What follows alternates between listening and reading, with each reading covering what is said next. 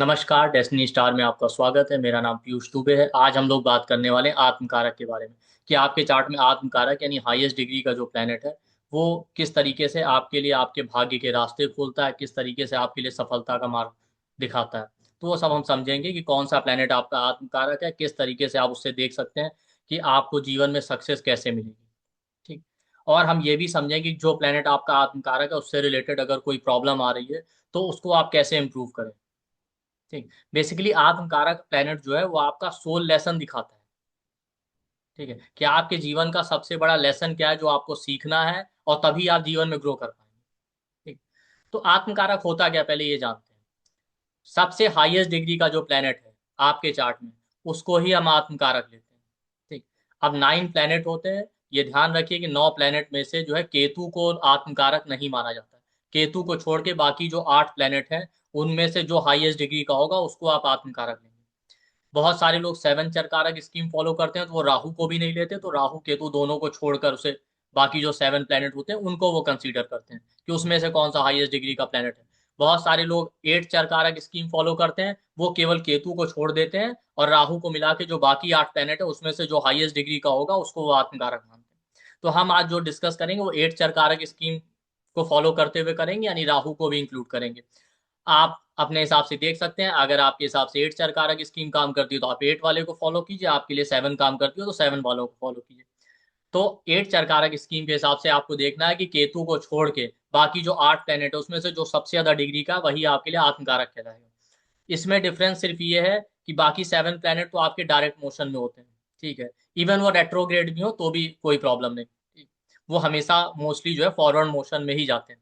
राहु जो होता है वो हमेशा रेट्रोग्रेड रहता है।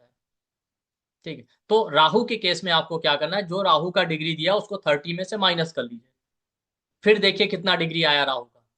फिर जो डिग्री आया राहु का उसको बाकी प्लेनेट से कंपेयर कीजिए, तब देखिए कि सबसे ज्यादा डिग्री का कौन सा प्लेनेट है। फिर जो सबसे ज्यादा डिग्री का होगा उसको ही आत्मकारक लीजिए। मान लेते हैं फॉर एग्जाम्पल राहु का 1 डिग्री है। ठीक है, तो राहु का 1 डिग्री है तो 30 में से उसको माइनस किया, 29 आ गया, तो राहु का डिग्री आपको 29 लेना है। अब बाकी सारे प्लेनेट का भी डिग्री देखिए और राहु का 21 डिग्री 29 डिग्री देखिए कि अब कौन सबसे ज्यादा है। तो राहु का सबसे ज्यादा, तो राहु आत्मकारक हो गया। अगर उसके अलावा कोई और प्लेनेट होता जिसका डिग्री राहु से ज्यादा आता तो बाकी कोई प्लेनेट जो होता वो आत्मकारक हो जाता। तो सीधा सा मीनिंग है, जिसका सबसे ज्यादा डिग्री है वो आपका आत्मकारक हो गया। बस ये ध्यान रखिएगा कि राहु की डिग्री को 30 में से माइनस करके लेना है, तब कंपेयर कीजिएगा बाकी प्लेनेट। और केतु को इंक्लूड नहीं करना है। ठीक। अब आत्मकारक प्लेनेट, आत्मकारक आपकी आत्मा यानी सोल को दिखाता है। ठीक है। जिसमें से आप देखिए सन हमारा नेचुरल आत्मकारक है। तो अब सन तो सभी के लिए आत्मकारक हो गया, तो सबकी आत्मा एक जैसी तो है नहीं। ठीक है। तो उसमें डिफरेंस क्या है ये आप देख सकते हैं कि आपके चार्ट में कौन सा प्लेनेट आत्मकारक है। ठीक। अब राहु 8 चरकारक स्कीम फॉलो करने का एक रीजन ये भी है कि राहु आपकी डिजायर दिखाता है। आपकी इच्छाएं हैं तभी तो आपका बर्थ हुआ। ठीक। राहु क्या दिखाता है, राहु बंधन दिखाता है और उस बंधन से मुक्ति का उपाय केतु बताता है। इसलिए भी हम राहु को इंक्लूड करके 8 चरकारक स्कीम दे रहे हैं। ठीक। तो जब आप देखेंगे आपने फाइंड आउट कर लिया कि आपके चार्ट में सबसे ज्यादा डिग्री का कौन सा प्लेनेट है जो आपका आत्मकारक है, तो देखिएगा आप जो भी प्लेनेट आपका आत्मकारक बने उससे आपका बहुत स्ट्रांग अटैचमेंट होगा, एकदम सोल लेवल का बॉन्डिंग। उस रिलेटिव से उन चीजों से आपका अटैचमेंट बहुत स्ट्रांग होगा। आपकी आत्मा वहां पे जुड़ी हुई होगी। ठीक। और जो भी प्लेनेट आपका आत्मकारक बनेगा उन लोगों के लिए उन चीजों के लिए आप सब कुछ सेक्रीफाइस करेंगे। हर एक चीज, जैसे मान लेते हैं आपका सन आत्मकारक बन जाए, आप अपने फादर के लिए सब कुछ सेक्रीफाइस करेंगे, उसको आप भगवान की तरह मानते हैं जो प्लेनेट आपका आत्मकारक बन जाए। ठीक है। बट इंटरेस्टिंग चीज ये है कि आप सब कुछ सेक्रीफाइस करते हैं बट जो प्लेनेट आपका आत्मकारक बन जाता है उन लोगों से आपके रिलेशन खराब भी नहीं होते बट बहुत अच्छे भी नहीं रहते। एक खटपट हमेशा रहती है। जैसे हमारे भगवान से रिश्ते होते हैं ना, भगवान के पास जाते हैं पूजा करने, कभी कभी नाराज भी हो जाते हैं कि हमने बहुत मेहनत की ये सब किया लेकिन हमारा काम नहीं बना। ठीक उसी तरीके से तो वहां पे एक अप एंड डाउन रहेगा। और इंटरेस्टिंग बात ये, जो प्लेनेट आपका आत्मकारक बन जाए कितने भी आपके रिलेशन खट्टे मीठे रहे उन लोगों से, बट कोई उनके बारे में क्रिटिसाइज करे या उनको लेकर कोई आपको क्रिटिसाइज करे तो आपको ये पसंद नहीं आएगा, या उन लोगों को कोई क्रिटिसाइज करे। जैसे मान लेते हैं सन आपका आत्मकारक है, आपके फादर को कोई क्रिटिसाइज करे या फादर को लेकर आपको क्रिटिसाइज करे तो आपको बिल्कुल पसंद नहीं आएगा। आप अपने फादर की बुराई नहीं सुन सकते, भले आपके रिलेशन कितने भी खट्टे मीठे हैं। और यहाँ पे आप ये देखिएगा कि आज का जो वीडियो है उसमें आपको देखने को मिलेगा कि हर एक प्लेनेट क्या करता है, उसके पॉजिटिव और निगेटिव साइड भी है। तो प्लेनेट को हम कहते हैं ग्रह। ग्रह का मतलब जो हमारे ऊपर ग्रहण लगा रहा है, तो एक तरीके का बंधन क्रिएट करते हैं ग्रह। तो उस बंधन को खोलने का कोई ना कोई उपाय भी होगा, तो वो भी उन्हीं ग्रहों में छुपा हुआ है। तो आप देखेंगे हर एक प्लेनेट का कोई ना कोई अपोजिट प्लेनेट है। तो जो भी प्लेनेट आपके ऊपर बंधन लगा रहा है, उसके अपोजिट प्लेनेट के गुणों की तरफ आप जाएंगे, तो वो उस बंधन से मुक्ति का उपाय आपको दिखाएगा, मुक्ति का मार्ग दिखाएगा। या आप कह सकते हैं हर एक प्लेनेट एक लॉक की तरह काम कर रहा है आपके ऊपर, कि जिसने आपके ऊपर एक बाधा, एक लॉक यानी ताला लगाया हुआ है। उस लॉक को खोलने की कोई ना कोई चाबी भी होगी, तो वो उस प्लेनेट से अपोजिट प्लेनेट बताता है। अगर आपको उस प्लेनेट के बारे में सही समझ आ गई, तो आप ये समझ जाएंगे कि इसका अपोजिट प्लेनेट कौन सा है, हमें उसकी तरफ भी मूव ऑन करना है। यही प्लेनेट इस लॉक को खोलने की यानी इस बंधन को खोलने की चाबी है। ठीक। तो चलिए, हम एक एक प्लेनेट जो होंगे सन से लेकर राहु तक स्टडी करेंगे, केतु को लेना नहीं है जैसा कि हमने बताया। ठीक। और इसी थीम पे, ठीक, जो हमने अभी डिस्कस किया। तो अगर आपके चार्ट में सन हाईएस्ट डिग्री का प्लेनेट है, अगर दो प्लेनेट की डिग्री सेम हो जाती है तो मिनट कंसीडर कर लीजिएगा किसका मिनट ज्यादा है, सिंपल सी बात है। ठीक। तो अगर आपका सन हाईएस्ट डिग्री का प्लेनेट है, तो सन आपके फादर को रिप्रेजेंट करता है। सन जो है सेल्फ रिस्पेक्ट दिखाता है। तो आप देखेंगे इन लोगों का, ये लोग अपने फादर से बहुत अटैच होते हैं। ठीक है, फादर है, फादरली फिगर है, उनसे बड़ा अटैचमेंट रहेगा। लेकिन आप देखेंगे किसी ना किसी रीजन की वजह से फादर और इनके बीच में एक मिसअंडरस्टैंडिंग जरूर रहेगा, फादर से कुछ ना कुछ खटपट बनी रहेगी, बहुत हार्मोनियस रिलेशन नहीं रहेंगे। वो डिपेंड करेगा आपके चार्ट के ऊपर, सन कितना एफ्लिक्शन में है, कितना बेनिफिक है। ज्यादा एफ्लिक्शन में होगा तो वाकई सीवियर प्रॉब्लम दे देगा फादर से रिलेशनशिप में, और अगर नहीं एफ्लिक्शन है तो ठीक है, थोड़ा बहुत खटपट रहेगी। तो फादर से इनका अटैचमेंट रहेगा, बट फादर से कुछ ना कुछ खट्टे मीठे ही रहे, खट्टे मीठे ही रहेंगे इनके टर्म्स। इसी तरह सन आपके बॉस हैं, अथॉरिटेटिव जो लोग हैं आपके बॉस, हाई लेवल के जो लोग हैं, उनसे भी आपको कुछ ना कुछ मिसअंडरस्टैंडिंग है, उनसे भी आप उनके लिए सेक्रीफाइस सब कुछ करेंगे, अपने फादर के लिए, अपने बॉस के लिए, बट उनसे कुछ ना कुछ खट्टा मीठा ही रहेगा आपका रिलेशन। ठीक है। सन आपका जो है, क्या बोलते हैं, सेल्फ रिस्पेक्ट दिखाता है। ऐसे लोगों के लिए सेल्फ रिस्पेक्ट बहुत मैटर करता है, अपनी आइडेंटिटी, अपनी रिस्पेक्ट। ठीक। ये सन का खास क्वालिटी। और सन अगर आत्म कारक बन जाए, सन फादर का कारक है, ये लोग बहुत ज्यादा रिस्पॉन्सिबल होते हैं, सारी रिस्पॉन्सिबिलिटी खुद ही उठाते हैं। ठीक है। और ऐसा नेटिव हमेशा जीरो से राइज करेगा। ठीक है, अपने दम पे अपना आइडेंटिटी बनाने की कोशिश करता है।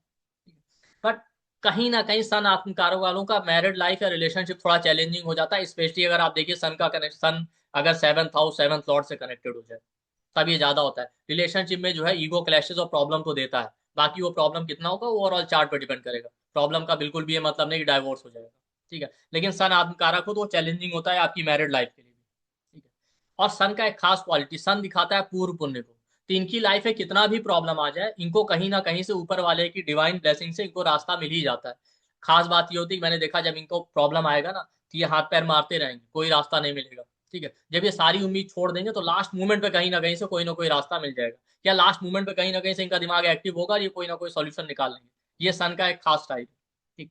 निगेटिव साइड में अगर आप जाए, तो वही सन कई बार इनको ईगो भी दे देता है और एरोगेंट बना देता है, कि लोग ज्यादा शो ऑफ करने लगते हैं। ठीक है। खासकर मैंने देखा ये शो ऑफ करते हैं, स्पेशली पैसों का शो ऑफ ज्यादा करते हैं। ठीक है। जरूरत से ज्यादा पैसे खर्च करेंगे, अपने पास है नहीं, अपनी जरूरतें अभी पूरी नहीं, दूसरों को हेल्प कर रहे हैं। हेल्प करना अच्छी बात है, पता चला अपनी जेब खाली है, दूसरे को पैसा दे दिया दिखावे में। ठीक है, कि मैं तो बहुत पैसे वाला हूँ। ठीक। और एक खास बात होती है, जब ज्यादा एरोगेंट हो जाता है आदमी, तो वो अपनी मिस्टेक एक्सेप्ट नहीं कर पाता। तो इनसे कोई गलती होगी अगर आप इनसे कहेंगे, तो ये उसको एक्सेप्ट नहीं करेंगे, ये भी मैंने देखा है। ठीक है। तो वो भी एक चैलेंजिंग पार्ट होता है इनके लिए। तो ये सन का क्वालिटी। और आप देखिए, इसीलिए जब सन आत्मकारक बन जाए, तो बेस्ट चीज है कि अपने फादर से, अपने बॉस से या फादरली फिगर जो है, उनसे अपने रिलेशन अच्छे रखिए। ठीक है। और सन ईगो दिखाता है। सन का अपोजिट प्लेनेट कौन सा है, सैटर्न। समय के साथ आप देखिए, एक टाइम के बाद आपको लाइफ सिखा ही देगी हम्बल होना। लाइफ में जब आपके सेटबैक लगेंगे, तो आप खुद ही हम्बल हो जाएंगे। तो बेटर ये है कि इसके पहले लाइफ आपको सिखाए तोड़ फोड़ के, उससे पहले आप खुद ही हम्बल होना सीख जाइए, अपने अंदर सैटर्न वाली क्वालिटी लाइए, हम्बल होइए, ईगो छोड़िए। यही आपके जीवन का लेसन है। और आपका लेसन अपने फादर, फादरली फिगर या बॉस के लिए आपको सब कुछ सेक्रीफाइस करना है, उनसे अपने रिलेशन अच्छे बना के रखिए। ठीक है। और कहते हैं ना, सब आप सब, ये लोग सोचते हैं रिस्पॉन्सिबल होते हैं, सबके फादर बनने की कोशिश करते हैं, सबके बाप आप नहीं बन सकते, आप समझ जाइए। ठीक है। तो इससे ज्यादा शो ऑफ मत कीजिए। आपको लोगों को हेल्प करनी है, मॉनेटरी हेल्प या किसी भी तरीके से हेल्प करनी करिए, लेकिन ये देख के कीजिए, उसके लिए ईगो में आके मत कीजिए, शो ऑफ के चक्कर में। अरे मैं तो दिखावा कर रहा हूँ, मैंने इतना डोनेट कर दिया, इस तरीके से नहीं। और अगर आपसे मिस्टेक हुई है, तो उसको एक्सेप्ट करना सीखिए। फिर वही बात आ गई सैटर्न वाला क्वालिटी, तो हम्बल होइए। तो इनका जीवन का लेसन ये, एक फादर या फादरली फिगर से रिलेशन अच्छे रखिए, आप हम्बल होइए, अपनी मिस्टेक एक्सेप्ट करना सीखिए, तभी आप जीवन में आगे बढ़ पाएंगे। और इसका एक बेस्ट सॉल्यूशन मैंने देखा, आप रामचरितमानस का पाठ कीजिए या रामायण का पाठ कीजिए, ठीक है, तो वो भी ऐसे लोगों को काफी हेल्प करता है। तो सन का अपोजिट प्लेनेट है सैटर्न, आपको सैटर्न की तरफ जाना है, ठीक। अब सन के बाद आ जाते हैं मून, अगर आपका आत्मकारक हो तो मून आपके मदर को रिप्रेजेंट करता है। ऐसे लोगों को आप देखिए कि मदर से बहुत अटैचमेंट होता है, या मदरली जो लेडी होती है फीमेल, उनसे बहुत अटैचमेंट होता है, उनके लिए सब कुछ सेक्रीफाइस करें। बट उनसे ही इनको लाइफ में सबसे ज्यादा चैलेंजेस आएंगे, मदर है या मदरली फिगर जो भी है, उनसे कुछ ना कुछ अप्स एंड डाउन रहेगा, ठीक है। ये लोग बहुत ज्यादा इमोशनल होते हैं, बहुत ज्यादा केयरिंग होते हैं, अनकंडीशनली लोगों को सपोर्ट करेंगे, सबकी केयर करेंगे, ठीक है। ये कई बार अनकंडीशनली लोगों को सपोर्ट करते हैं, हेल्प करते हैं, जिन लोगों की हेल्प करते हैं वही इनको सपोर्ट नहीं करते, तो बाद में अकेले रह जाते हैं, लॉनलीनेस लॉनलीनेस वाला फीलिंग आता है इनको, या ये चीटेड फील करते हैं। अगर यही मून एफ्लिक्शन में, तो कई बार वाकई ओवर इमोशनल होने की वजह से, ज्यादा हेल्पिंग होने की वजह से इनके साथ चीटिंग हो जाता है लाइफ में, ठीक। अब जैसे सन वाले सबके फादर बनने की कोशिश कर रहे थे, आप सबके मदर बनने की कोशिश मत कीजिए, ठीक है। इसीलिए आप देखिए सन आत्मकारक हो तो मैरिड लाइफ क्यों खराब हो जाता है, वो आदमी वहां भी फादर की तरह बिहेव करेगा, आपको रिलेशनशिप में पार्टनर की तरह बिहेव करना है, आप फादर की तरह बिहेव कर रहे हैं, सारा रिस्पॉन्सिबिलिटी खुद ही उठा रहे हैं कि मैं ही बॉस हूँ, ठीक है। मून के साथ क्या होता है, मून के साथ भी मैरिड लाइफ में प्रॉब्लम इसलिए आ जाता है कि वहां आप मदर बनने की कोशिश कर रहे हैं, आपको आपके पार्टनर को चाहिए कि उसे एक पार्टनर मिले, तो आपको पार्टनर की तरह बिहेव करना चाहिए, आप बिहेव कर रहे हैं मदर की तरह, आप इमोशनल हैं, केयरिंग, ऐसे लोग बेस्ट पार्टनर होते हैं, इमोशनल होंगे, केयरिंग होंगे, सब कुछ होंगे, बट कहीं ना कहीं वो मदरली फीलिंग आने लगता है, ठीक है।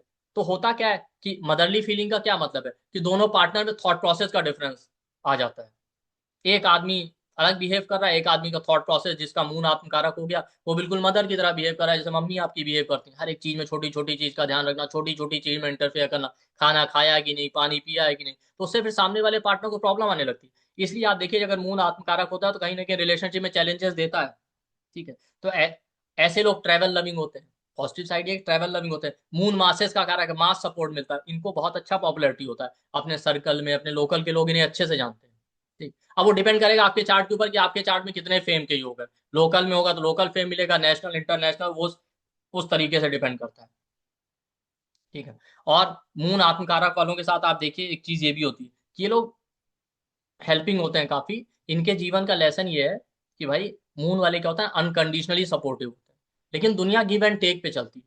तो आपके जीवन का लेसन है कि आप समय के साथ, आपको जब चीटिंग और सेटबैक लगेंगे ना, तो आप खुद ही जो है कंडीशनल होना सीख जाएंगे। तो नेचर आपको सिखाए, लाइफ आपको सिखाए, उसके पहले आप खुद ही समझ जाइए, आप कंडीशनल होना सीखे, क्योंकि दुनिया गिव एंड टेक पे चलती है। तो मून का अपोजिट प्लैनेट वीनस है, समय के साथ आपको अंदर अपने अंदर वीनस वाले ट्रेट लाने पड़ेंगे, यही आपके जीवन का लेसन है, यही आपकी सफलता की चाबी है कि आप कंडीशनल होना सीखिए। ये नहीं कि हर जगह अनकंडीशनल दे दिया हमें कुछ चाहिए नहीं, ऐसा नहीं होता, ठीक है। मदर है, फीमेल्स है, मदरली लेडी, उनसे अपने रिलेशन अच्छे रखिए, ठीक। ये लोग अपनी मदर को वैसे तो भगवान की तरह मानते हैं, लेकिन फिर भी कुछ ना कुछ खटपट हो ही जाती है, ठीक। और आप श्री कृष्ण जी की पूजा कीजिए, भागवत पुराण की कथाएं पढ़ सकते हैं आप, या पढ़िए या सुनिए, ठीक है। लेकिन जो इंपॉर्टेंट चीज है कि ओवर इमोशनल मत होइए, लाइफ में थोड़ा प्रैक्टिकल होके चलिए, जहां जरूरत है वहीं इमोशनल होइए, और अनकंडीशनल ना हो कि कंडीशनल अप्रोच रखिए, टर्म्स एंड कंडीशन के साथ, भाई हम भी ये करेंगे, हमारा इससे क्या फायदा होगा। अब इसका मतलब ये नहीं कि आप हर जगह गिव एंड टेक करने लगे, अनकंडीशनल होने की जगह पूरी तरीके से कंडीशनल हो जाए कि आप बिल्कुल अपने फायदे का ही सोच रहे हैं हमेशा, ऐसा नहीं है। अपना भी फायदा देखिए, दूसरे का भी देखिए, इस तरीके से, ये नहीं कि अपना देखा नहीं बस दूसरे के लिए जी रहे। इसीलिए लोगों को बाद में फील आता है कि अकेले रह गए, तो ये मून आत्मकारक है। इसके बाद आ जाते हैं आपका मार्स के ऊपर, ठीक है। मार्स वाले क्या होते हैं, मार्स आपके ब्रदर का कारक है, तो आप देखिए मार्स क्या है, मार्स सिक्योरिटी दिखाता है, ठीक है। इन लोगों के अंदर पॉजिटिव साइड एक लीडरशिप स्किल होती है, डोमिनेट करना जानते हैं, लीड करना जानते हैं, बहुत अच्छी बात है, ये प्रोटेक्टिव होते हैं, अपने पार्टनर, अपने लोगों को, अपने फैमिली को प्रोटेक्ट करते हैं, ठीक है। मार्स का इक्वालिटी, मार्स वाले बहुत फास्ट काम करते हैं, बहुत फास्ट काम, आप कोई काम दीजिए तुरंत उसको खत्म कर देंगे, आपको पता नहीं चलेगा, लीडरशिप स्किल भी बहुत ज्यादा होती है, ठीक है। करेजियस होते हैं, ठीक। लेकिन मार्स के साथ अब निगेटिव साइड में क्या है, कि यही लोग कई बार शॉर्ट टेम्पर्ड हो जाते हैं, छोटी छोटी बात पे गुस्सा आ जाना, छोटी छोटी बात पे झगड़ा करना, लोगों को डोमिनेट करने लगते हैं, चाहे वो मैरिज हो, रिलेशनशिप हो, या इन जनरल लाइफ आप देखिए लोगों को डोमिनेट करने लगेंगे, ये प्रॉब्लम होता है। अननेसेसरी इनके लड़ाई झगड़े हो रहे हैं, ज्यादा जल्दीबाजी में काम खत्म करने के चक्कर में बार बार मिस्टेक या गलतियां करते हैं। और सन की तरह मार्स को भी सेल्फ रिस्पेक्ट चाहिए, तो अगर इनको प्रॉपर रिस्पेक्ट या प्रायोरिटी ना मिले तो ये ह्यूमिलिएटिंग फील करते हैं। अब कई बार हमने देखा इनको रिस्पेक्ट मिल भी रही होती है, पर इनका थॉट ही ऐसा होता है, इनको लगता नहीं हमें प्रॉपर रिस्पेक्ट नहीं मिला, तो ये ह्यूमिलिएशन वाला फीलिंग रहता है इनके अंदर। अपने ब्रदर से बहुत ज्यादा अटैच होंगे, ब्रदर के लिए सब कुछ करेंगे, ब्रदर को भगवान की तरह मानेंगे, उसके लिए सब कुछ सेक्रीफाइस करेंगे, ठीक है, लेकिन ब्रदर से टर्म्स कुछ ना कुछ खट्टे मीठे ही रहेंगे। ये मार्स का क्वालिटी, ठीक है।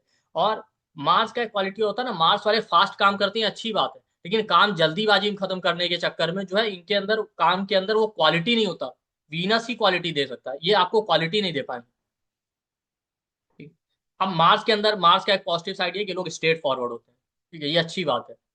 लेकिन कई बार स्ट्रेट फॉरवर्ड होने की वजह से ये इनकी बातें ऐसी होती हैं, उसकी वजह से कॉन्फ्लिक्ट हो जाता है, लोगों को पसंद नहीं आता, बोलते हैं ये सच ही है लेकिन लोगों को नहीं पसंद आएगा। एट टाइम्स नेगेटिव साइड में मार्स आपको एरोगेंट भी बना सकता है, ठीक है, ये इसका नेगेटिव साइड है, ठीक है। तो अब इसका लेसन क्या है? अब देखिए, मार्स का लेसन ये है कि आपको नॉन वायलेंट होना है। अहिंसा, जो महात्मा गांधी ने बताया ना, सत्य अहिंसा, तो अहिंसा वाले गुण आपको अंदर लाने, बात बात में लड़ाई झगड़े से बचना है, थोड़ा डिप्लोमेटिक होकर चलना सीखे, क्योंकि वो मरकरी का क्वालिटी है डिप्लोमेटिक होना, ठीक है। इसीलिए मरकरी बिजनेस का कारक है, मरकरी जानता है लोगों से रिलेशन कैसे बनाना है, रिलेशन कैसे चलाना है, वो आपको सीखना पड़ेगा। इसीलिए मार्स के एफर्ट का कारक है। इन लोगों की लाइफ में हर एक काम में बाधा आता है, हर एक काम में इनको मल्टीपल एफर्ट लगाने पड़ते हैं, बार बार ऑब्स्टेकल आता है। क्यों? ज्यादा स्ट्रेट फॉरवर्ड होने की वजह से, लड़ाई झगड़े की वजह से। तो मरकरी वाला क्वालिटी लाइए, डिप्लोमेटिक होना सीखिए, नॉन वायलेंट नेचर कीजिए, बनाइए अपना, ठीक है। एक्सरसाइज कीजिए आप, अपने ब्रदर से टर्म्स अच्छे रखिए।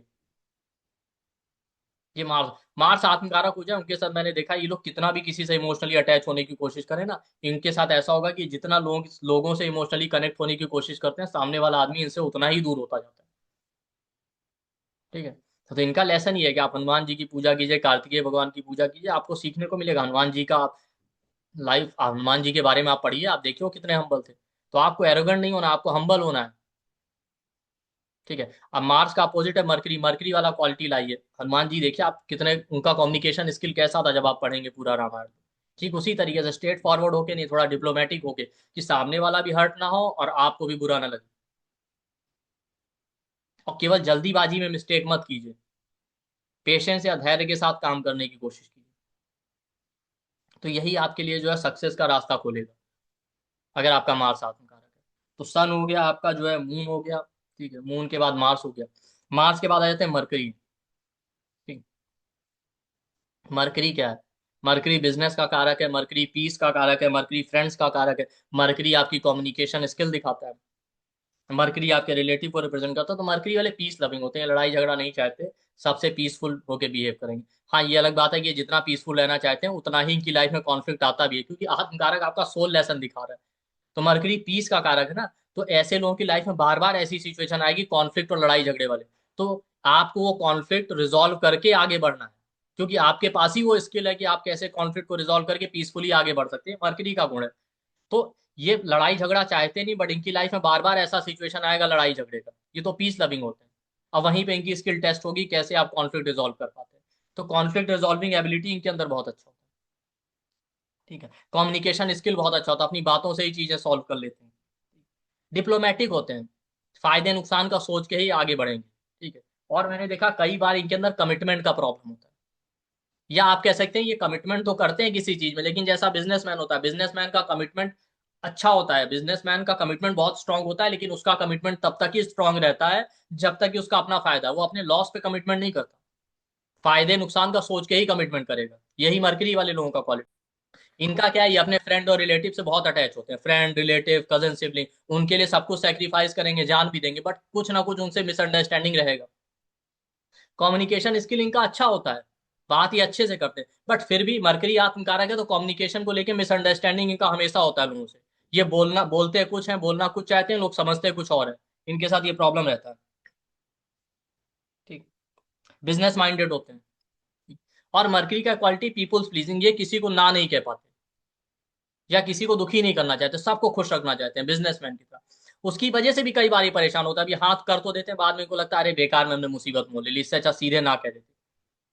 तो मरकरी का ये लेसन है, अपने फ्रेंड, अपने रिलेटिव से रिलेशन अच्छे रखिए, कम्युनिकेशन सोच समझ के लोगों से हाँ ना की बात कीजिए, कुछ भी हाँ कर रहे हैं ना कर रहे हैं बहुत सोच समझ के कीजिए। और आप सबको खुश नहीं कर सकते, तो मरकरी का अपोजिट है मार्स, मार्स वाला क्वालिटी लाना पड़ेगा। आपको जो है ना कहना सीखना पड़ेगा, जब तक आप नहीं सीखेंगे आप परेशान रहेंगे।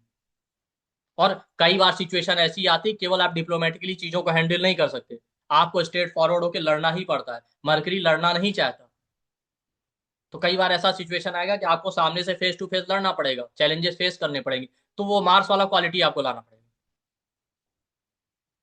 ये समझिए, मरकरी से हम विष्णु जी को रिलेट करते हैं तो विष्णु सहस्त्र नाम का पाठ कीजिए, ठीक है, और स्ट्रेट फॉरवर्ड हो।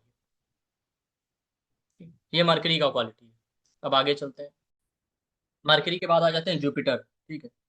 जुपिटर क्या दिखाता है? जुपिटर ट्रस्ट है, जुपिटर आपको ब्रॉड माइंडेड बनाता है। तो जुपिटर वाले लोग ट्रस्ट वर्दी होते हैं, आप इन पे भरोसा कर सकते हैं, ये भी इजीली लोगों पे भरोसा करते हैं, बहुत ब्रॉड माइंडेड होते हैं, ठीक है, आपको इजीली क्षमा कर देंगे। नॉलेजेबल होते हैं, बहुत ज्यादा एक्सट्रीम नॉलेज होता है, ठीक है। जुपिटर वालों के अंदर पेशेंस भी होता है, लाइफ में कितना भी अप्स एंड डाउन चैलेंज आए चीजों को टॉलरेट कर लेते हैं, क्योंकि जुपिटर डाइजेशन का कारक है, तो ये कुछ भी डाइजेस्ट कर लेते हैं। गाइडेंस वाला स्किल बहुत अच्छा होता है, लोगों को गाइडेंस देते हैं, बहुत अच्छे टीचर काउंसलर होते हैं। पर प्रॉब्लम ये है कि जिन लोगों को गाइडेंस देते हैं वो इनको फॉर ग्रांटेड लेते हैं, वो इनकी गाइडेंस फॉलो नहीं करते। जब सेटबैक लग जाता है तब उन लोगों को समझ में आता है कि अरे यार, इन्होंने सही कहा था, ठीक है। ये जुपिटर का क्वालिटी है। और जुपिटर वाले बहुत मैच्योर होते हैं। बट एक प्रॉब्लम है, जुपिटर के साथ रिलेशनशिप में थोड़ा चैलेंजेस इसलिए आता है, वैसे तो जुपिटर बहुत अच्छा प्लेनेट है, ठीक। प्रॉब्लम बस इसलिए आता है कि जुपिटर और सैटर्न दो ऐसे प्लेनेट जो बहुत मैच्योर है।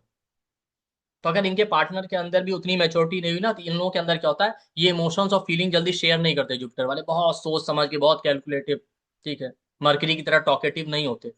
तो कई बार इनके पार्टनर को लगता है ये आदमी तो बोरिंग है, इस वजह से रिलेशनशिप में प्रॉब्लम आ जाता है।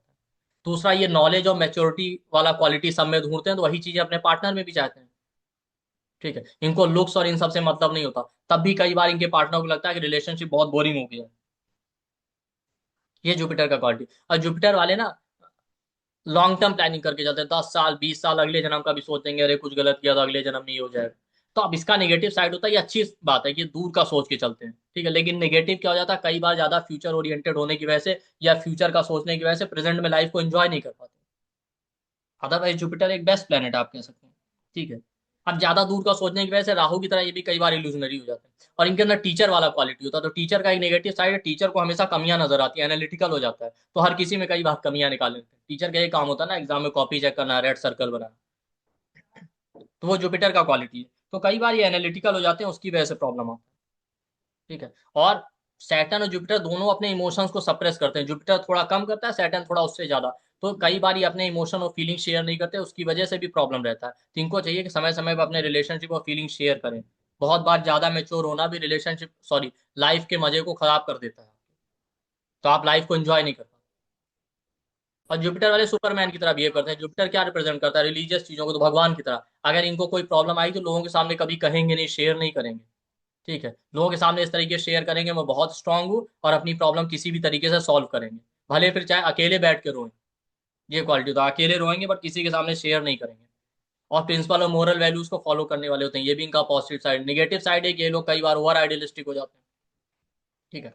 तो ये जुपिटर का क्वालिटी है, ठीक। अपने फादर या गुरु से बहुत अटैच होते हैं, ठीक है, या अपनी मदर से, ठीक। अब फादर या गुरु के लिए सबको सेक्रीफाइस करेंगे, बट फादर, सॉरी, गुरु से और अपनी मदर के लिए सबको सेक्रीफाइस करेंगे, लेकिन या गुरु या मदर से इनके रिलेशन खट्टे मीठे ही रहेंगे, क्योंकि जुपिटर आपके गुरु का कारक है और कैंसर में एक्सॉल्टेड होता है, इसलिए मदर से ही बहुत अटैच। लेकिन आपकी लाइफ का भी ये लेसन ही है। जुपिटर वालों का लेसन है कि फ्यूचर के बारे में सोचिए बट प्रेजेंट भी इंजॉय कीजिए। और अपनी प्रॉब्लम लोगों के सामने ये दिखाना कि नहीं हमारी लाइफ में कोई प्रॉब्लम ही नहीं है, इस तरीके से दिखाते हैं नहीं हमारी लाइफ में सब कुछ फिट है, भले अकेले रो रहा हूं, नहीं ऐसा मत कीजिए, वरना लोग समझेंगे आप बिल्कुल सुपरमैन है, आपकी लाइफ में कोई प्रॉब्लम हो ही नहीं सकता। आप भी इंसानों की तरह बिहेव कीजिए, ठीक है। और एनालिटिकल होने से बचिए, हर किसी के अंदर कमी मत निकालिए। और जो मांगे उसी को सलाह दीजिए, फालतू बिना मांगे सलाह मत दीजिए, ठीक है। और गुरु और मदर से अपने रिलेशन अच्छे रखिए, ये जुपिटर का क्वालिटी, ठीक। और अगर आप एट टाइम आइडियलिस्टिक हो रहे हैं तो इस बात का ध्यान रखिए, ओवर आइडियलिस्टिक मत होइए। तो ये हो गया आपका जुपिटर। जुपिटर के बाद हम आ जाते हैं वीनस के ऊपर, ठीक। आगे बढ़ने से पहले आप लोगों के लिए अनाउंसमेंट है कि हमारा एक कंप्लीट कोर्स आ रहा है 11 डे का एस्ट्रो वास्तु के ऊपर, जिसमें हम लोग स्पेशली फोकस नवतारा चक्र और बाकी चीज़ों पे करेंगे। 13 दिसंबर से स्टार्ट है, 13 से 23 दिसंबर के बीच में 11 डे का क्लास है, 7 PM से 8:30 PM तक। इसका रिकॉर्डिंग सर्टिफिकेट PDF आपको सब कुछ मिलेगा। इसका जो एनर्जी एक्सचेंज है 15,999 है। बट हमारे यहाँ इनिशियली डिस्काउंट प्राइस अवेलेबल रहता है 50-60% का, तो आप वीडियो के डिस्क्रिप्शन बॉक्स और कमेंट सेक्शन में जाएंगे, आपको डिस्काउंट प्राइस का इन्फॉर्मेशन मिल जाएगा, आप वहाँ से डिस्काउंटेड प्राइस दे के एनरोल कर सकते हैं। ये हमारे वीडियो के डिस्क्रिप्शन बॉक्स या कमेंट सेक्शन या इसी पोस्टर में हमारा नंबर लिखा हुआ है 9990 उसी पे कॉल या व्हाट्सएप करके आप फर्दर इंक्वायरी करके वहीं से पेमेंट डिटेल लेके आप एनरोल कर सकते हैं। तो ये भृगु वास्तु का जो कोर्स है इसमें हम लोग डिटेल में चार्ट से हम प्रेडिक्ट करेंगे। नॉर्मल वास्तु और एस्ट्रो वास्तु में डिफरेंस क्या है? नॉर्मल वास्तु कालपुरुष के चार्ट बेस है जो सबके लिए सेम होता है, ठीक है, इसलिए कई बार वो काम नहीं करता। अब आपके चार्ट से कहाँ प्रॉब्लम आ रही है, वो वास्तु कितना काम करेगा, ये चार्ट बताता है। तो चार्ट से हम देखेंगे आपके चार्ट से कि आपकी लाइफ में कौन सी चीजें वास्तु वाली प्रॉब्लम दे रही है, कौन सी नहीं दे रही, तो उसका रेमेडी कैसे करना। इसके लिए हम लोग लगन चार्ट, मून चार्ट, नौमांस चार्ट का यूज करेंगे। 12 हाउस, 12 साइन, 9 प्लैनेट के क्या सिग्निफिकेशन है वास्तु के हिसाब से, अलग अलग 5 तत्वों को कैसे यूज करना, कौन सी डायरेक्शन, कौन सा ऑब्जेक्ट प्रॉब्लम दे रहा है, ये हम चार्ट से देखेंगे। ये सारी चीज, रिलेशनशिप, करियर, चाइल्ड बर्थ, कैसा भी प्रॉब्लम आ रहा है, मेन गेट किधर होना चाहिए, फ्लोर मैप कैसा होना चाहिए, ये देखेंगे। आपका किसका चार्ट देखना है, आपने जो मेन आदमी है उसका देखना है, सारे घर के लोगों का कंपाइल करके कैसे कंक्लूजन निकालते हैं वो हम देखेंगे। टॉयलेट से प्रॉब्लम आ रहा है वो हम देखेंगे। इसमें नौतारा, लगन चार्ट, मून चार्ट और नौमांस के साथ साथ नौतारा चक्र पे हम फोकस करेंगे, नौतारा चक्र का कैसे यूज है। सर्वतोभद्र चक्र का भी कहीं कहीं यूज होगा, फिर अलग अलग प्रॉब्लम के लिए क्या रेमेडी करना है बिना तोड़ फोड़ किए, वो हम देखेंगे। दशा और ट्रांजिट का क्या रोल है वास्तु में, वो हम देखेंगे। अलग अलग वास्तु दोष कैसे बनना है, उसका क्या कॉम्बिनेशन है, ये भी हम देखेंगे। इलेक्ट्रॉनिक आइटम, ये सारी चीजें कैसे आपके लिए प्रॉब्लम क्रिएट करें, हाउस नंबर कौन सा सुटेबल होगा, रेमेडी के लिए हम लोग अष्टक वर्ग का भी यूज करेंगे। तो ये सारी चीजें, ये अपने आप में बहुत एक यूनिक कोर्स है और काफी बेनिफिशियल, अगर आप वास्तु के बारे में और डिटेल जानना चाहते हैं। तो अब जिनको बेसिक नहीं आता उनको भी घबराने की जरूरत नहीं, जितनी चीजें रिक्वायर्ड आपको बेसिक से लेके पूरी बताई जाएंगी। तो बहुत सारे लोगों को लग रहा है हमको वास्तु कुछ भी नहीं आता वास्तु के बारे में, तो क्या ये कोर्स ज्वाइन करना चाहिए? हाँ बिल्कुल ज्वाइन कीजिए, आपको जितना जरूरत है वो सारी इन्फॉर्मेशन इस क्लास में मिलेगी। किसी को लग रहा सर्वतोभद्र चक्र नहीं आता, घबराने की कोई बात नहीं है। आए चाहे ना, आपको यहाँ पे जितना रिक्वायर्ड हो आपको बेसिक से पूरा बताया जाएगा। तो ये अपने आप में एक अच्छा कोर्स है जिसमें आप एनरोल कर सकते हैं। वीनस के बाद आते हैं आपका, सॉरी जुपिटर के बाद आते हैं वीनस के ऊपर। वीनस क्या है? वीनस आपका रिलेशनशिप, सेक्सुअलिटी का कारक है, सिस्टर को रिप्रेजेंट करता है।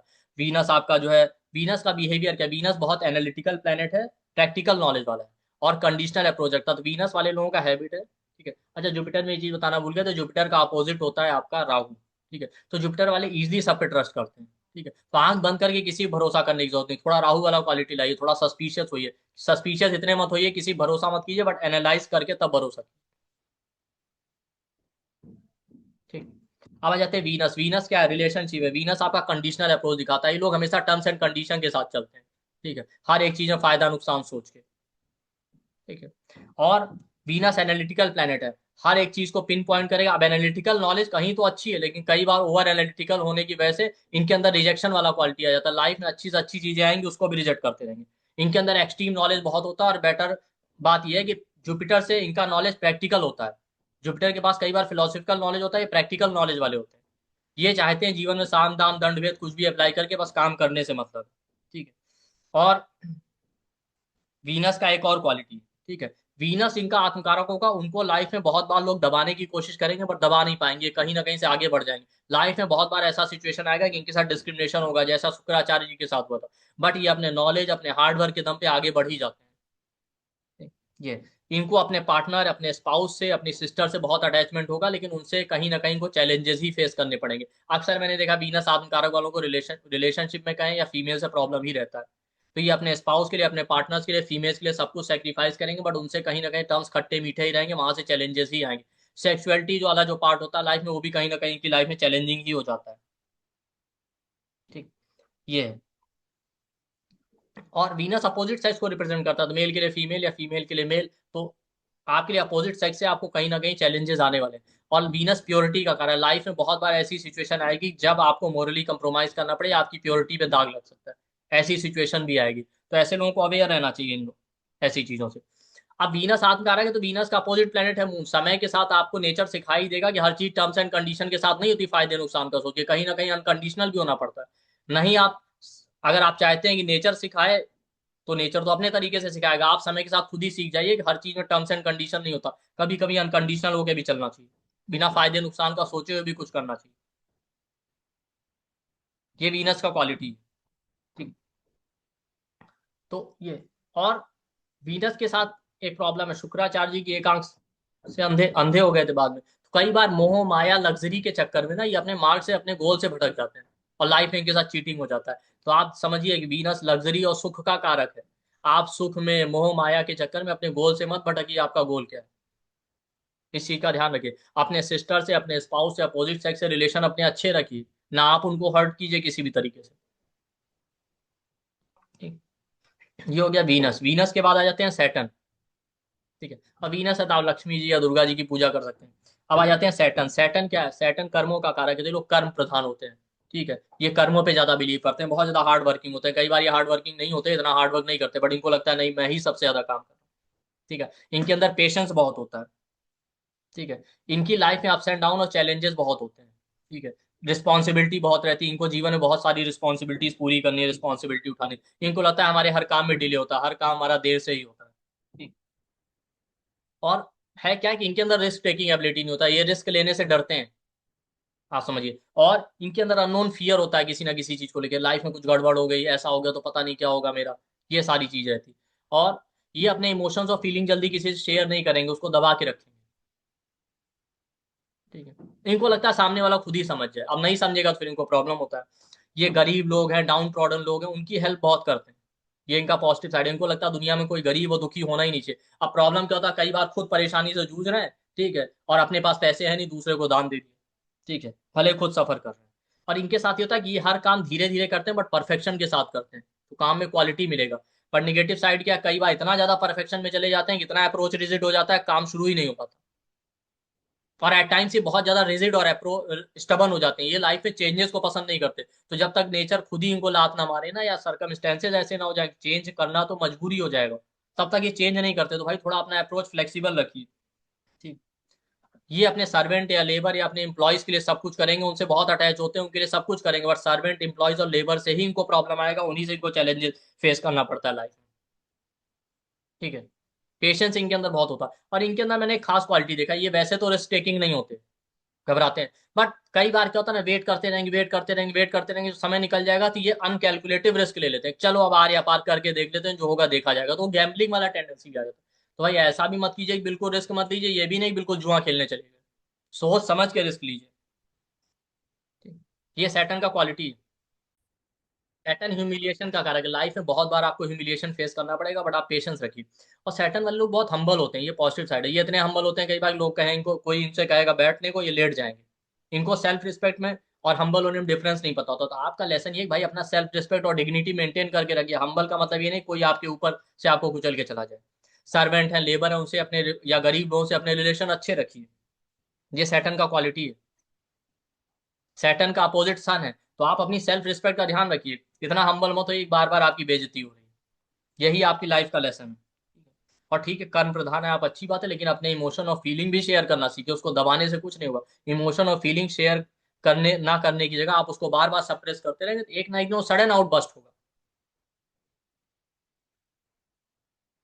ये है, तो ये सैटर्न का क्वालिटी, सैटर्न ये आपका सोल लेवल का लेसन बता रहा है। ठीक है, आप कूर्म अवतार की कथा पढ़िए। ठीक। पैटर्न के बाद आ जाते हैं राहु को। ठीक है, राहु क्या, फॉरेन कल्चर, फॉरेनर्स को रिप्रेजेंट करता है। राहु आपकी डिजायर्स का कारक, इनके जीवन का सबसे बड़ा बंधन इनका डिजायर। राहु वाले लोग बहुत इनोसेंट होते हैं, इनिशियली बहुत इनोसेंट और इमोशनल होते हैं, ब्लाइंड ट्रस्ट करते हैं। तो ये होगा, किसी पे भी आंख बंद करके ब्लाइंड ट्रस्ट करेंगे, अनकंडीशनली लोगों की हेल्प करेंगे। बहुत ज्यादा इनोसेंट होते हैं, इनको दुनियादारी के बारे में कुछ नहीं पता होता, ये तो सीखने आए हैं, लोग इनको सिखाएंगे। ठीक। अब ज्यादा इनोसेंट होने की वजह से, ब्लाइंड ट्रस्ट करने की वजह से ही इनके साथ चीटिंग हो जाता है, लोग इनको चीट कर लेते हैं। ये इनिशियली बहुत हार्ड वर्किंग होते हैं, एक्सट्रीमली हार्ड वर्किंग। ठीक है, तो ज्यादा इनोसेंट हैं, आप ब्लाइंड ट्रस्ट कर रहे हैं, इसलिए आपके साथ चीटिंग हो गया। ज्यादा हार्ड वर्क कर रहे हैं, बहुत एक्सट्रीम हार्ड वर्क करेंगे, शुरुआत में इनकी लाइफ में बहुत चैलेंजेस आते हैं, लेकिन ये आदमी हार्ड वर्क करता है ना। देखिए, एक अगर ये लोग जो है अपने मार्ग से भटके नहीं और कंटिन्यू हार्ड वर्क करते रहे, तो ये सक्सेसफुल जरूर हो जाते हैं। लेकिन जब एक दो बार चीटिंग या सेटबैक हो जाता है, तो इनके अंदर चेंजेस क्या आते हैं, कि लाइफ में कुछ ना कुछ ऐसा होगा, इनके ब्लाइंड ट्रस्ट करने की वजह से, इमोशनल होने की वजह से, इनके इनके साथ लाइफ में कोई ना कोई शॉकिंग एक्सपीरियंस होगा। अब राहु किस प्लेनेट के साथ बैठा, किस हाउस में बैठा, उसके हिसाब से आप देखेंगे। जैसे मान लेते हैं 7th हाउस में बैठा, तो रिलेशनशिप, जब वो शॉक लग जाता है, तो उसके बाद ये इमोशनली कोल्ड हो जाते हैं, फिर जल्दी किसी पे भरोसा नहीं करेंगे, सस्पिशियस हो जाते हैं, ये जल्दी किसी पे ट्रस्ट नहीं करते किसी। ठीक है, इन्होंने पहले जीवन में बहुत हार्ड वर्क किया, तो इनको समझ आता है मेहनत तो बहुत की, इससे सफलता नहीं मिली। तब इनको समझ आता है मेहनत करना है स्मार्ट तरीके से। ठीक है, तब ये शॉर्टकट लेना सीख जाते हैं। राहु वालों के पास सारे जुगाड़ होते हैं। ऐसे लोग हवन जप तप पूजा पाठ कर्म कांड गंगा स्नान ऐसी चीजों में बहुत इंटरेस्ट होते हैं, मंत्रों का बहुत अच्छा ज्ञान होता है, मंत्रों में बहुत इंटरेस्ट होता है, यंत्र बनाना, यंत्रों का नॉलेज बहुत होता है, मशीनरी से रिलेटेड नॉलेज, इलेक्ट्रॉनिक चीजों का नॉलेज बहुत होता है, क्योंकि इंटेलिजेंट होते हैं लोग। ये राहु है। अब अपने पैटर्नल ग्रैंड पेरेंट्स से बहुत अटैच होते हैं। और राहु वाले पहले अपने कास्ट कल्चर कम्युनिटी या फैमिली के लोगों पे बहुत भरोसा करते हैं, जब उनसे सेटबैक लग जाता है ना, इसीलिए दूसरे कास्ट कल्चर कम्युनिटी या फॉरेनर्स की तरफ ज्यादा अट्रैक्ट होते हैं, उनकी तरफ ज्यादा इंक्लाइन हो जाते हैं। तो राहु वालों का ये लेसन है कि भाई देखिए, किसी पे ब्लाइंड ट्रस्ट मत कीजिए। प्रैक्टिकल होके चलेंगे, लाइफ में सक्सेसफुल रहेंगे, ठीक है। और हार्ड वर्क भले आप करें, हार्ड वर्क करना है स्मार्ट तरीके से, थोड़ा दिमाग लगा के स्मार्ट तरीके से। उसका मतलब ये नहीं शॉर्टकट लेना, ठीक है। हार्ड वर्क कीजिए, हार्ड वर्क के साथ साथ आप, एक हार्ड वर्क होता है आप दीवार पे धक्का लगा रहे हैं, उससे दीवार थोड़ी घिसकेगी। हार्ड वर्क कहाँ करना है, कितना करना है, वो सोच समझ के कीजिए। ये राहु, ठीक है। और ऐसे लोग अपने बर्थ प्लेस से दूर जाते हैं तो ज्यादा चांस होते हैं सक्सेसफुल होने के। फॉरेन चले जाएं, किसी अननोन प्लेसेस में चले जाएं, या दूसरे कास्ट कल्चर कम्युनिटी के लोगों से जितना कनेक्ट होते हैं उतना लाइफ में ज्यादा ग्रो कर पाते हैं, ठीक है। ये राहु, राहु का अपोजिट प्लेनेट कौन सा, राहु का क्वालिटी और भी है, ठीक है। देखिए जब जुपिटर आत्मकारक होता है ना, तो ऐसे लोगों के पास नॉलेज बहुत होगा बट वो नॉलेज शेयर नहीं करना चाहते, ठीक है। राहु वाले के पास क्या होता है, आप देखिए राहु के पास, राहु वाले जो आत्मकारक वाले लोग होते हैं उनकी अच्छी बात है कि उनके पास थोड़ा नॉलेज होगा बट खुल के आपको बता देंगे। तो समय के साथ राहु वाले के अंदर जुपिटर वाला क्वालिटी आने लगता है, तो ये लोग एक्सट्रीमली नॉलेजेबल होते हैं, इनके अंदर भी गाइडेंस स्किल बहुत अच्छा होता है, ठीक है। तो नेचर आपको सेटबैक देगा और फिर आपको जुपिटर की तरफ ले जाए, उससे बेटर है कि आप ही सीख जाइए। तो जुपिटर क्या कहता है, ट्रस्ट करना सीखे, ठीक है। सेटबैक लगा है लेकिन इसका मतलब ये नहीं कि आप किसी भरोसा नहीं करेंगे, बिना भरोसा के तो आप जीवन में आगे बढ़ नहीं सकते, ठीक है। आपके पास ज्ञान है, उसको दूसरों से शेयर कीजिए, उसके उसका भी भला होगा, आपका भी भला होगा। अक्सर राहु वाले आत्मकारक वाले लोगों से, अपने फादर, अपने बॉस या गुरु से रिलेशनशिप चैलेंजिंग ही रहते हैं, तो अपने गुरु, फादर या बॉस से रिलेशन अच्छे रखिए। तो ये आपका अलग अलग प्लेनेट आपका आत्मकारक है, तो आपके लिए क्या सोल लेवल है, कौन सा चीज आपके लाइफ में जो है आपके ऊपर एक लॉक यानी बंधन लगा रहा है, उसके लिए क्या सफलता की चाबी आप देख सकते हैं। तो इसको आप अपने ऊपर अप्लाई कीजिए अपने चार्ट पे, और अपना फीडबैक कमेंट सेक्शन में शेयर कीजिए, और हमारे वीडियो को लाइक कीजिए, चैनल को सब्सक्राइब कीजिए। आज काफी टाइम बाद वीडियो आया है, तो उसका रीजन ये है कि लगातार कंटिन्यू वीडियो और क्लास लेते लेते मैं भी काफी थक गया था। तो काफी दिनों से मैंने कहा चलिए रेस्ट ले लेते हैं, और फेस्टिवल सीजन भी था। तो आई होप आप लोगों ने फेस्टिवल को एंजॉय किया होगा। तो इस वीडियो को भी देखिए और एंजॉय कीजिए। थैंक यू, नमस्ते।